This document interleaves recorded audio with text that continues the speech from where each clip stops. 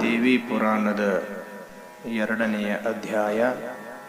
ಶ್ರೀದೇವಿಯು ಬ್ರಹ್ಮ ವಿಷ್ಣು ರುದ್ರರಿಗೆ ವರವಿತ್ತು ಕಳಿಸಿದ್ದು.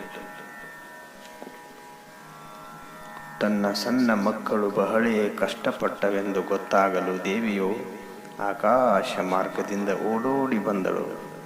ಆ ರಭಸದಲ್ಲಿ ಅವಳ ಎದೆಯ ಮೇಲಿನ ಸೆರಗು ಸರಿದಿತ್ತು. ಮುಖದ ಮೇಲೆ ಬೆವರಿನ ಕಿರು ಹನಿಗಳು ಮೂಡಿ ನಿಂತಿದ್ದವು. ಅವಳು ಸೀರೆಯ ನೀರಿಗೆಗಳು ಗಟ್ಟಿಯಾಗಿ ಹಿಡಿದುಕೊಂಡಿದ್ದಳು. ಕೊರಳಲ್ಲಿಯ ಸರಗಳನ್ನು ಎಡಗೈಯಿಂದ ಹಿಡಿದುಕೊಂಡು ಮಕ್ಕಳನ್ನು ಯಾವಾಗ ಕಂಡೆನೆಂಬ ಕಾತುರದಿಂದ ಆಕಾಶ ಮಾರ್ಗದಿಂದ ರಭಸದಿಂದ ಭರದಿಂದ ಆನಂದದಿಂದ ಓಡೋಡಿ ಬಂದಳು. ಆಕಾಶದಲ್ಲಿ ಬಹಳೇ ಪ್ರಕಾಶ ಉಂಟಾಗಲು ನಮ್ಮ ಕಣ್ಣುಗಳಿಗೆ ಕತ್ತಲೆ ಕವಿದಂತಾಯಿತು. ಕಾಳಿ, ಕೂವಿ ಮುಂತಾದ ಅನೇಕ ವಾದ್ಯಗಳ ಕಿರುಚುವಿಕೆಯಿಂದ ಕಿವಿಗಡಚಿಕ್ಕುವಂತಾಯಿತು. ಛತ್ರ ಚಾಮರಗಳ ಸಾಲಿಗೆ ಸಾಲೇ ನಮ್ಮ ಕಡೆಗೆ ಬರತೊಡಗಿತು. ಹೀಗೆಂದು ಸೂತ ಪುರಾಣಿಕನು ಶೌನಿಕಾದಿ ಋಷಿಗಳಿಗೆ ತಿಳಿಸಿದನು. 100 ಮುಖಗಳ ಬ್ರಹ್ಮರು, 100 ಮುಖಗಳ ವಿಷ್ಣುಗಳು, 100 ಮೂರೆಯ ರುದ್ರರು, ಹೀಗೆ 300ರಿಂದ 1,000 ಮುಖಗಳವರೆಗಿನ ತ್ರಿಮೂರ್ತಿಗಳು ಕಂಡುಬರತೊಡಗಿದರು. ಇನ್ನು 5-10 ಮುಖಗಳ ತ್ರಿಮೂರ್ತಿಗಳಿಗಂತೂ ಲೆಕ್ಕವೇ ಇರಲಿಲ್ಲ ಎಂದು ಶಿವನು ನಂದೀಶ್ವರನಿಗೆ ಹೇಳತೊಡಗಿದನು. ಅತ್ತಿಯ ಮರಕ್ಕೆ ಬೊಡ್ಡೆಯಿಂದ ತುದಿಯವರೆಗೂ ಕಾಯಿಗಳು ಮುತ್ತಿಕೊಂಡಿರುವಂತೆ ಮೂಲ ಪ್ರಕೃತಿಯಾದ ಮಾಯೆಯಲ್ಲಿ ಅಗಣಿತವಾದ ಬ್ರಹ್ಮಾಂಡಗಳು ಸಿಲುಕಿಕೊಂಡಿವೆ. ಪ್ರತಿಯೊಂದು ಬ್ರಹ್ಮಾಂಡಕ್ಕೂ ನಮ್ಮಂತೆ 3 ಅಧಿಪತಿಗಳಿರುತ್ತಾರೆ. ಇಂತಹ ಬ್ರಹ್ಮ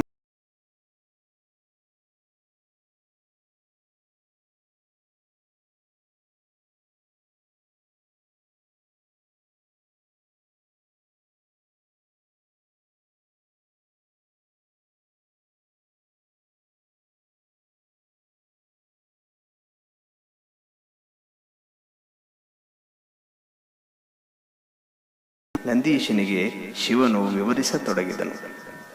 ಪ್ರಾಯದವನಾದ ನಂದೀಶ, ಕೇಳು. ಒಂದು ಮನೆಯ ವ್ಯವಹಾರವು ಮಗ್ಗುಲಲ್ಲಿರುವ ಇನ್ನೊಂದು ಮನೆಯವರಿಗೆ ಗೊತ್ತಾಗದಿರುವಂತೆ ಒಂದು ಬ್ರಹ್ಮಾಂಡದ ವಿಚಾರವು ಇನ್ನೊಂದು ಬ್ರಹ್ಮಾಂಡಕ್ಕೂ ಎಷ್ಟೆಷ್ಟು ಗುರುತು ಆಗುವ ಹಾಗಿಲ್ಲ. ಈ ಪ್ರಕಾರ ದಟ್ಟವಾಗಿರುವ ಅನೇಕ ಬ್ರಹ್ಮಾಂಡಗಳ ಹರಿಹರ ಬ್ರಹ್ಮಾದಿಗಳು ಮೂಲ ಪ್ರಕೃತಿಗೆ ಛತ್ರ ಹಿಡಿದುಕೊಂಡು ನಿಂತಿರುತ್ತಾರೆ. ಪ್ರತಿ ತ್ರಿಮೂರ್ತಿಗಳ ಮೈಕಾಂತಿ, ಚೆಲುವಿಕೆ, ಪರಾಕ್ರಮ, ಆಯುಧ, ಬೆಲೆ ಬಾಳುವ ಕಿರೀಟ, ರತ್ನಾಭರಣ ಇವುಗಳಿಂದ ಒಬ್ಬೊಬ್ಬರೇ ಕೋಟಿ ಸೂರ್ಯರ ಪ್ರಕಾಶದೊಂದಿಗೆ ಥಳಥಳನೆ ಹೊಳೆಯುತ್ತಲಿದ್ದರು. ಈ ಪ್ರಕಾರವಿರುವ ತ್ರಿಮೂರ್ತಿಗಳಿಂದ ಆಕಾಶವೆಲ್ಲವೂ ತುಂಬು ಹೋಗಿತ್ತು. ಅವರೆಲ್ಲರೂ ದೇವಿಯ ಪರಿಚಾರಕರಾಗಿದ್ದರು.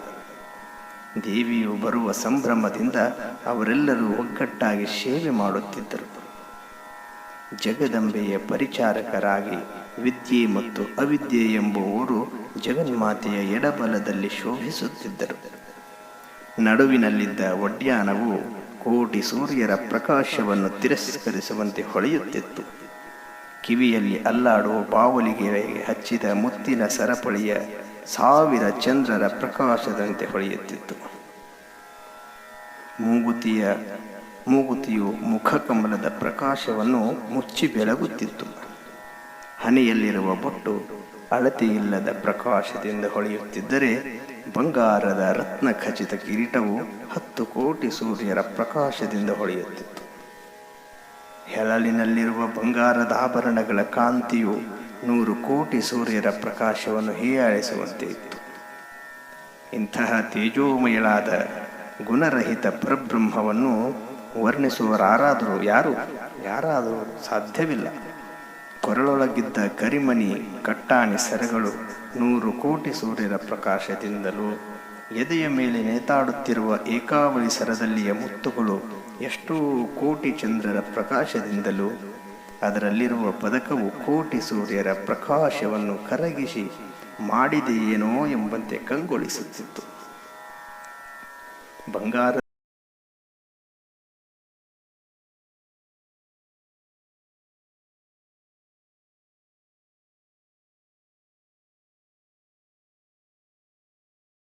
ಹೀಯಾಳಿಸುವಂತಿದ್ದವು. ಈ ಪ್ರಕಾರ ಶೋಭಿಸುತ್ತಿರುವ ದೇವಿಯ ಅವಳ ಚೆಲುವಿಕೆಯನ್ನು ವರ್ಣಿಸುವವರಾರಿಗಾದರೂ ಸಾಧ್ಯವೇ ಇಲ್ಲ. ಅಂತಹ ಚೆಲುವೆಯನ್ನು ವರ್ಣಿಸುವವರಾರು? ಮುಂಗೈಗೆ ಧರಿಸಿದ ಕಂಕನಾದ ಖಡ್ಗ, ರಟ್ಟಿಗೆ ಧರಿಸಿದ ವಂಕಿ, ಇವು 3,000 ಸೂರ್ಯರ ಪ್ರಕಾಶವುಳ್ಳವುಗಳು. ಉಂಗುರವು 9 ಸೂರ್ಯರ ಪ್ರಕಾಶವುಳ್ಳದ್ದು ಆಗಿತ್ತು. ಹಾಲು ತುಂಬಿದ ಕಲಶದಂತಿರುವ ಕುಚಗಳಿಗೆ ಮನೋಹರವಾದ ಕೆಂಪು ವರ್ಣದ ಕುಪ್ಪಸವು ರತ್ನಾಭರಣಗಳಿಂದ ಪರಿಶೋಭಿಸುತ್ತಿದ್ದಿತು. ಹುಟ್ಟಿರುವ ಕೆಂಪು ಮಡಿಯ ಅತ್ಯಂತ ಶ್ರೇಷ್ಠವಾದ ಮಡಿಯು ಈ ಎಲ್ಲ ತೇಜಸ್ಸುಗಳನ್ನು ಅಡಗಿಸುವಂತಿದ್ದಿತು. ನಡುವಿಗೆ ಬಿಗಿದುಕೊಂಡಿದ್ದ ಅಂಗವಸ್ತ್ರವು ಕೋಟಿ ಸೂರ್ಯ ಪ್ರಕಾಶವಾಗಿದ್ದಿತು. ಎದೆಯ ಮೇಲೆ ಮೊಲೆಕಟ್ಟಾಗಿ ಕಟ್ಟಿಕೊಂಡಿರುವ ಕಾಂಚಿಧಾಮ ಕಟ್ಟಳೆಯಿಲ್ಲದ ಸೊಬಗಿನಿಂದ ಮೆರೆಯುತ್ತಿತ್ತು. ಇಂತಹ ದೇವಿಯ ಮೂರ್ತಿಯನ್ನು ಎಷ್ಟು ವರ್ಣಿಸಿದರೂ ಕಡಿಮೆಯೇ ಸರಿ.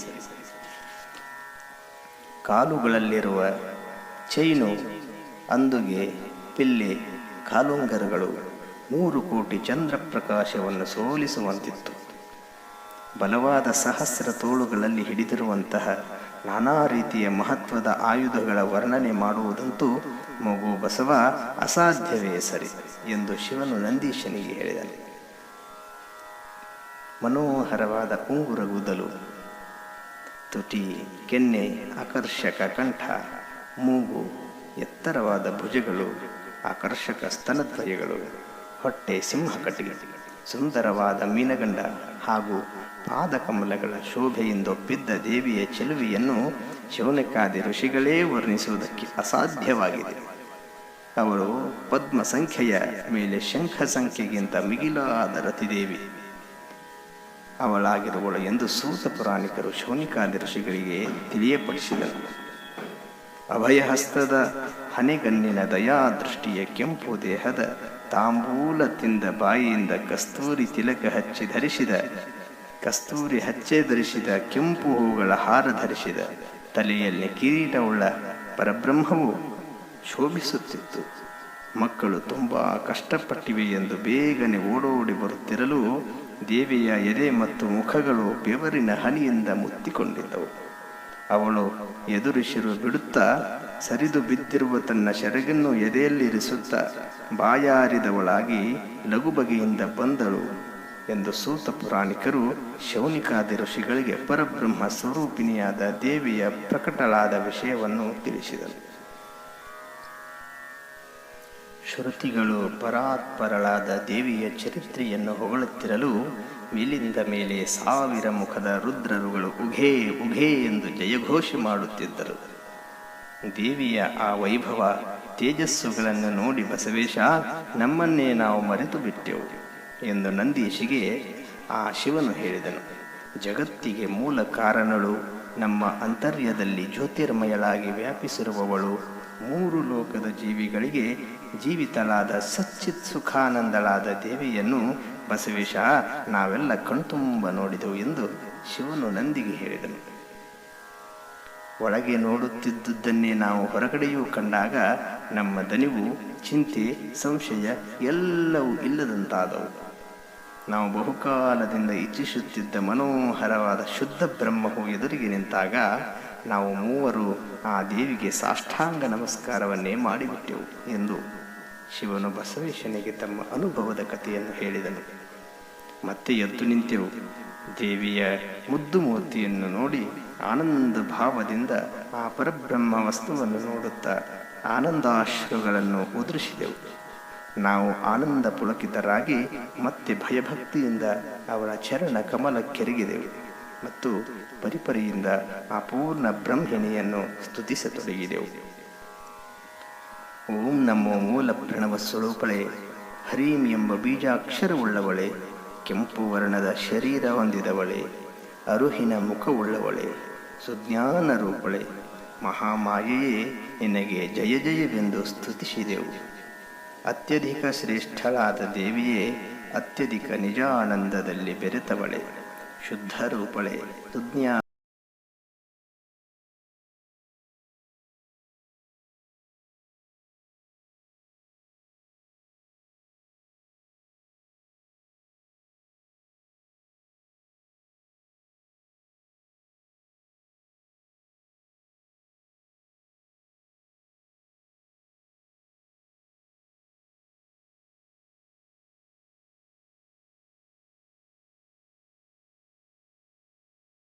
ನಿಜಾನಂದ ನಿರ್ವಿಕಳೆ ಸತ್ಯವಸ್ತುವೆ ಸುಶಾಂತಳೆ ಶಾಂಭವಿಯೇ ನಿತ್ಯಮಂಗಳೆ ನಿರ್ವಿಕಲ್ಪೆ ಪ್ರತ್ಯಗಾತ್ಮೆ ಜಗದಂಬೆಯೇ ನಿನಗೆ ಜಯ ಜಯವೆಂದು ನಾವು ಉದ್ಘೋಷಿಸಿದೆವು. ಈ ಪ್ರಕಾರ ನಾವು ಮೂವರು ಕೈ ಜೋಡಿಸಿಕೊಂಡು ಪ್ರಾರ್ಥಿಸುತ್ತಿರಲು ನಮ್ಮ ಆಶ್ಚರ್ಯ ಹೆಚ್ಚಾಗಿ ಕಾಲುಗಳು ಗದಗದನೆ ನಡುಗ ಹತ್ತಿದವು. ದೇವಿಯ ಅಪ್ರತಿಮವಾದ ಸೌಂದರ್ಯವನ್ನು ನೋಡಲಾಗದೆ ನಮ್ಮ ಕಣ್ಣುಗಳು ಕುಕ್ಕಿದಂತಾಗಿ ನಾವು ಭಾವಪರವಶರಾಗಿ ಬಿಟ್ಟೆವು. ತಕ್ಷಣವೇ ದೇವಿ ನಮ್ಮನ್ನು ನೋಡಿದಳು. ಧಾವಿಸಿ ನಮ್ಮ ಹತ್ತಿರ ಓಡೋಡಿ ಬಂದಳು.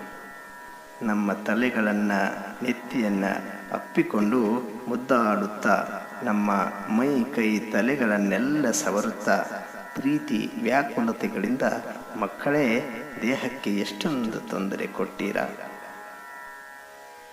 ಎಂದು ಕೇಳಿದಳು. ದೇವಿಯು ಅಯ್ಯೋ, ಇಂಥ ಚಿಕ್ಕ ಕೂಸುಗಳನ್ನು ಬಿಟ್ಟು ನಾನಿರಬಹುದೇ? ವೇದ ಶ್ರುತಿಗಳು ನನಗೆ ಕರುಣಾಳು ಭಕ್ತಾನಿದೆ ಎಂದು ಯಾತಕ್ಕಾಗಿ ಹೊರಳುತ್ತಿರುವವೋ ಏನೋ. ನಿಜವಾಗಿಯೂ ನಾನು ಪಾಪಿ. ನೀವೇಕೆ ಹೀಗೂ ಹುಚ್ಚು ಹಿಡಿದವರಂತೆ ನನ್ನನ್ನು ಆರಾಧಿಸಿದಿರಿ ಎಂದು ದುಃಖದಿಂದ ತಾಯಿ ಕೇಳಿದಳು. ನನಗೆ ದಯಾಳು ಎಂದು ಕರೆಯುವುದಕ್ಕೆ ಇನ್ನು